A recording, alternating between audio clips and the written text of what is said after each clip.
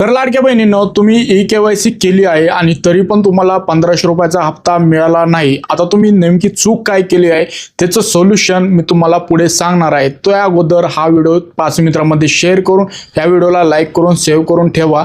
संपूर्ण प्रोसेस व त्याच्यावरती जे सोल्युशन आहे ते आपल्याला बघायला भेटणार आहे. इथे बघू शकता 1500 रुपये न येण्याचे कारणे काय आहे. तर ई-केवायसी पूर्ण न झाल्यामुळे आधार कार्डशी बँक खाते लिंक नसणे, डीबीटी फेल असणे, अर्जामध्ये काही चूक असणे, ही बाकीची डिटेल तुम्ही वाचून घेऊ शकता. उत्पन्नामध्ये जर वाढीवचं उत्पन्न असेल त्याच्यामध्ये पण तुम्ही इथं बाद झालेला आहे. अर्ज तुम्हाला लॉग इन करून चेक करायचा आहे की पेंडिंग आहे किंवा रिजेक्ट आहे.